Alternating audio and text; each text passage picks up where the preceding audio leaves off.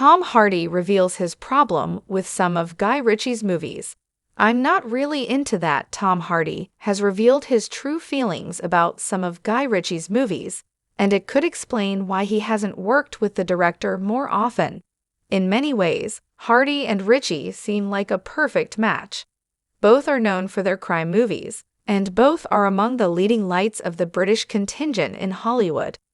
However, their only film collaboration so far has been Hardy's minor role in Rock'n'Rolla, which isn't usually considered among Guy Ritchie's best movies.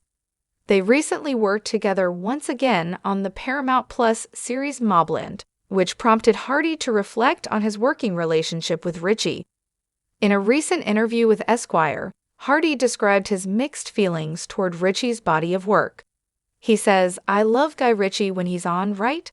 I don't like his take on oi oi, a white mate, a white geezer. I'm not really into that." It seems as though Hardy is referring to the way that many of Ritchie's movies indulge in Cockney stereotypes for laughs, including Snatch, Lock, Stock, and Two Barrels, and of course Rock'n'Rolla. Hardy goes on to praise Ritchie's style, and it's clear that he has a lot of affection for the director. "I love Guy Ritchie when he's on, right? I don't like his take on oi oi, a white mate, a white geezer. I'm not really into that. The first time I met him, I didn't understand him. But when he articulates himself, you have to listen to him in a certain way to tune in to what he wants. I thought he was a bit macho, a bit geezerish, but I misunderstood. He had a sort of punchiness and an energy, which I thought was a bit popular and commercial when I was young. But it had an edge to it. It had something." Many of Tom Hardy's best movies show off his innate feel for the crime genre, and he tends to bring some wry comedy to his characters. However, this doesn't necessarily mean that he and Guy Ritchie are such an obvious match after all. Although another season of Mobland is on the cards, Hardy may not be appearing in another of Ritchie's movies anytime soon. The actor has the rare luxury of being able to select his projects with extreme care, and although he clearly admires and respects Ritchie, it seems unlikely that he'll team up with the director again purely for the sake of it. On the surface, Hardy's comments on Ritchie's work could be taken as a negative, but it says a lot that the actor is comfortable enough to speak so openly about the director's work.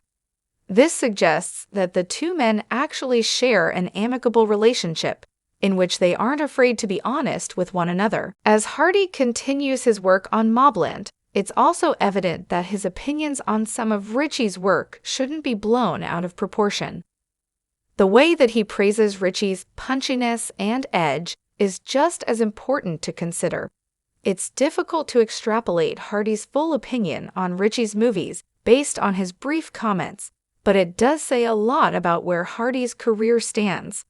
Other actors might be less forthcoming with any candid opinions about such an influential director, but Hardy can afford the luxury of self-expression.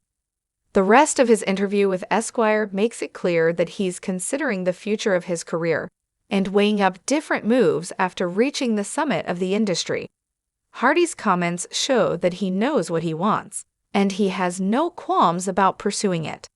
As for Ritchie, it's hard to imagine the director taking any offense.